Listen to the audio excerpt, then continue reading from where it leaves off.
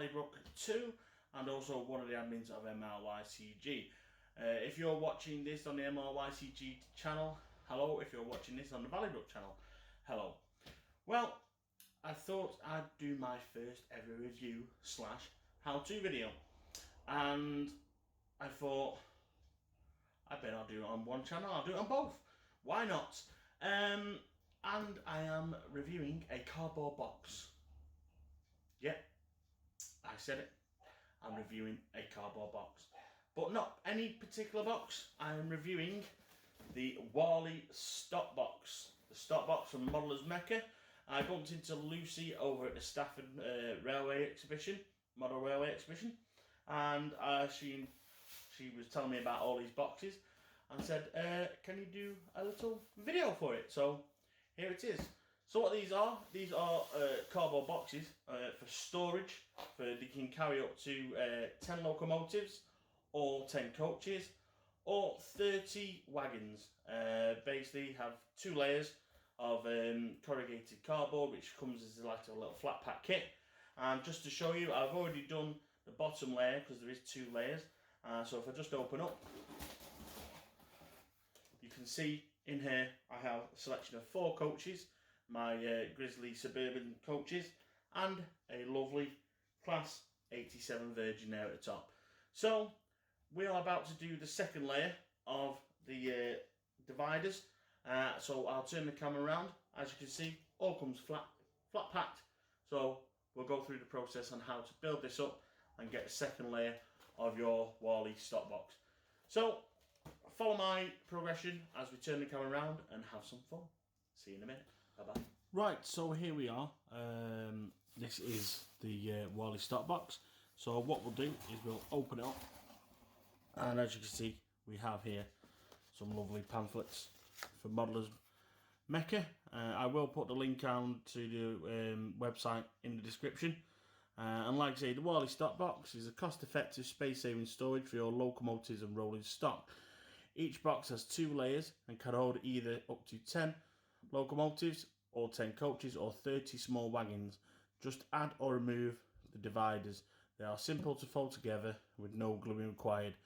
There's only a slight bit of gluing on the box that actually needs doing itself.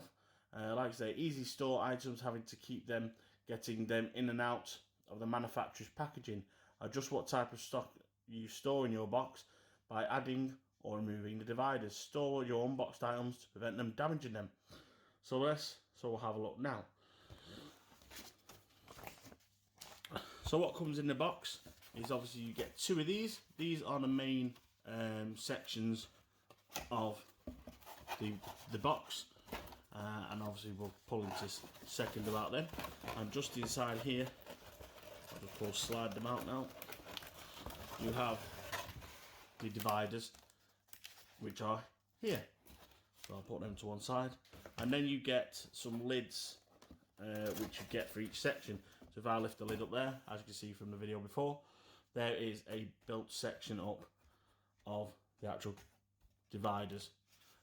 So we'll crack on, and I'll move the box out of the way, and then we'll start folding up your dividers and tray. So here I have the second layer of the cardboard, and basically you just open it up, and this is the way it faces up. You can see all these little cut out sections here. They just need pushing through. So what we'll do is we'll take all these out.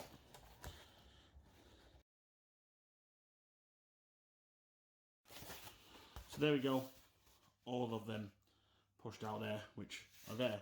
You could do some uses to these. You could even use them as little totem poles, little London Underground poles here, but do whatever you want with them.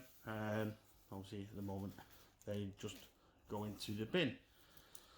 So how do we get this into your locomotive storage? Well, as you can see, there's already been here some corrugated slots here.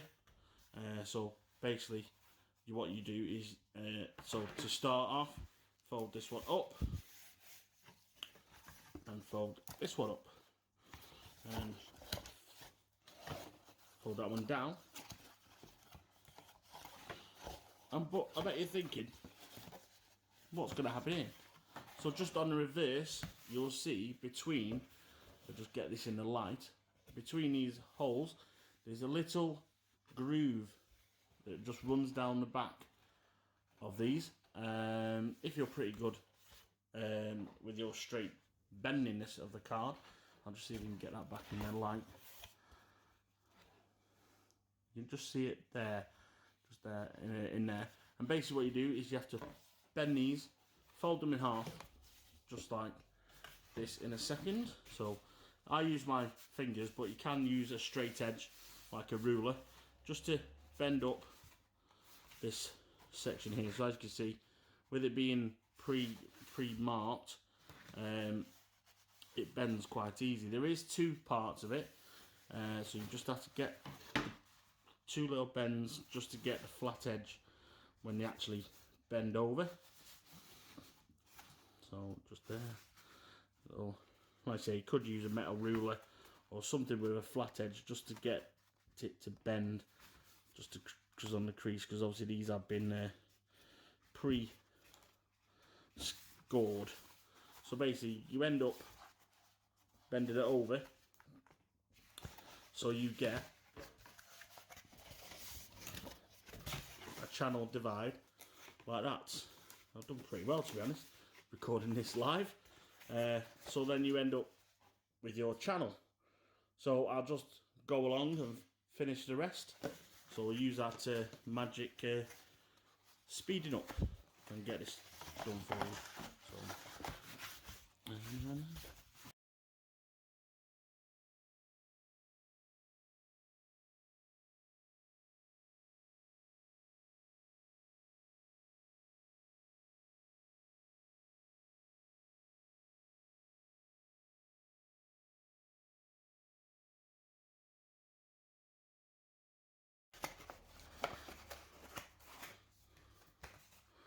right, so as you see, there is the main base of the divides. But obviously, we need to try and keep this apart, keep this together, I should say, because otherwise, if I let go, they just go flat again. So, with all that bent in place, all folded incorrectly in place, we need to reach for two dividers. Obviously, these are together again. So if we move this to one side, and you get the dividers here all together, and all you do is just take out these little segments here. So pull these two apart. Oh, there you go. So you just get rid of these again. And basically, these are the dividers, which basically, again, just fold in half. If you could just see the light there, you do have a groove down the middle, and you just basically, again, fold. So I'll just fold these two across the scored lines.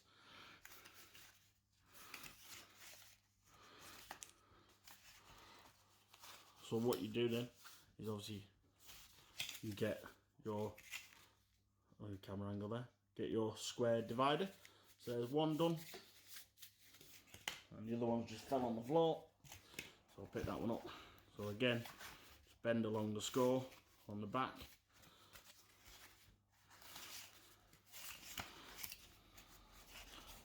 Fold that over, and there again, that is your divider. Like you say, you get, basically use two of these for the end, and then you have 1, 2, 3, another 4, which then you put all divided in for your smaller wagons. So we have our two dividers here, and we have the main locomotive flooring. So what do we do now? Well, pretty simple. On the very edge of the storage area, you basically slot in your divider.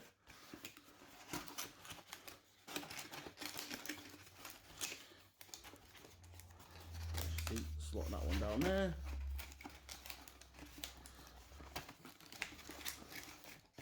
Slot that one down there. drop that down there. So as you can see, we just line these up. Now you just simply push down, tongue groove style. So there we go, there's one divider there. So this section here now will get your shape. And when you put that in the box, you get there. So I'll just do the other side now. Looks like a fan. It's the only fan I get.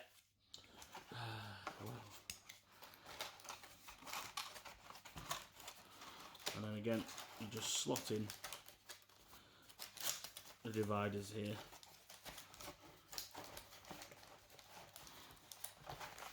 Just push that down, and then easy as that, there is your section there. But if you want to keep taking in and out your local part of the box, it'll just obviously, these bits will just bend here. So what Lucy has said, the best thing to do now is along these edges here, where it is the edge of the box, is to dab or just cover a bit of hot glue. So if you haven't already, or even Yoo-hoo glue, anything kind of very sticky, to be honest. So these are very, very cheap to pick up. You probably pick up a couple of quid from a hobby shop or a couple of quid online stores. So basically this is just a hot glue gun, which basically you just plug in, wait to get warm, and obviously you can pick up reloadable glue sticks, which you just stick into the back and then feed it through the trigger. Very, very, very, very hot glue. Do be careful when using this device, because when it comes out to the end, it is very, very hot and can burn. So just be very careful. So we'll just wait for this to warm up now. It is plugged in. Good clue to let you know when it's done. When it's getting ready to use, the glue will start dripping out of the nozzle. So while I wait for this to warm up, I'll be back in a second. Right, about 30 seconds, a minute has passed, and as you can see there, the glue is just starting to ooze out of my gun. Like I say, this is very, very hot, so I would be careful with this. So I'll just wipe off the excess onto my here. So what I do is, just on the end here, what you best thing to do is just put a line of hot glue. Can't see. Line of hot glue across the top there. And like I say, this does dry very quickly as well when it gets hot, when it gets cold. And then just push it together, as you can see. And then what I normally do then is just put a bead of glue along the seam, along the bottom, and into the corners, and up the edge there. So as you can see here, there's not much of that on the bottom. I'll just go across the bottom again. I'm just a reload while I just show you this. But I've just had a hot glue a second ago and I put it down. Anyway, you can see here on the camera, there's just put a bead of glue along the edge of this, and what I'll do is I'll do all four corners. So I'll move on to the next corner. Again, what I do is, like I say, I'm doing this one-handed, so it's not really that hard to do. So along the edge here, I put a bead of glue.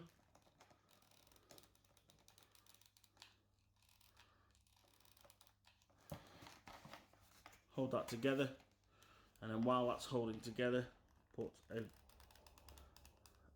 bead of glue along the seams and into the corner. And like I say, this does set pretty quick, and the best thing is it gets very stringy as well. Look, stringy is like cheese. And then again, I'll do this corner. Like I say, I'll bring it closer to the camera so you can see. So stringy. So a bead of glue just on the end here. Push it together.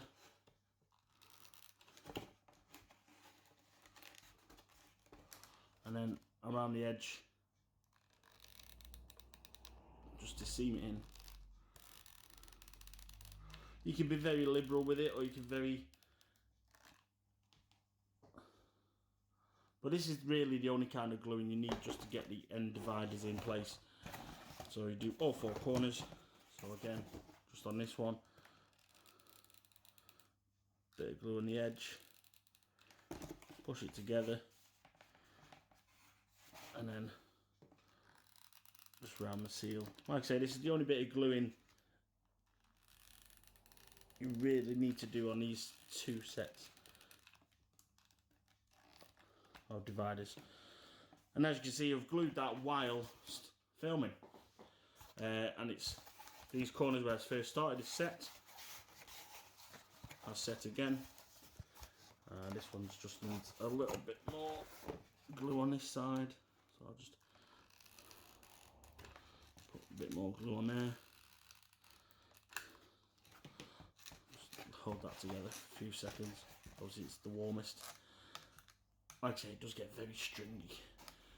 But yes, that's really your divide.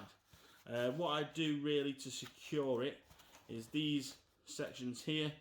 I just run up along the bottom, putting a bead of glue in the corners, just to give it a bit more extra rigidity whilst transporting. And obviously this hot glue gun is very elasticated anyway, so you can get some good knocks and bangs before it actually breaks. I think it'll actually break the cardboard before it actually breaks the glue.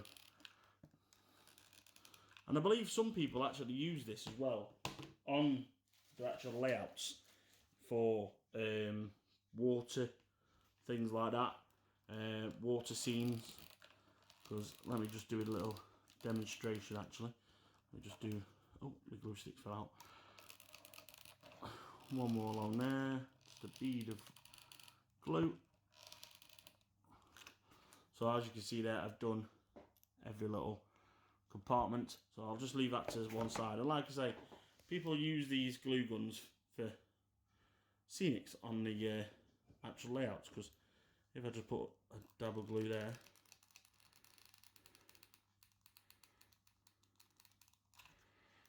it's quite clear. So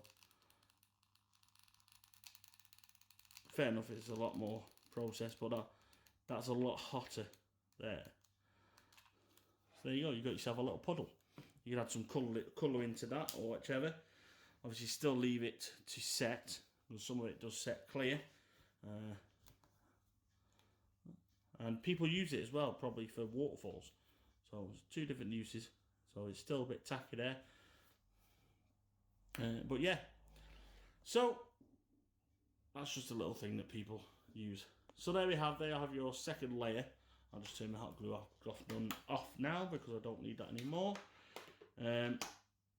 So there's your, there you go. While I've just been chatting, it's dry. You know, I love playing with hot glue.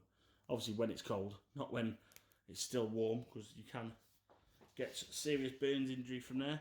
So there we have the second divider, second tier. So sorry about the dirtiness of it.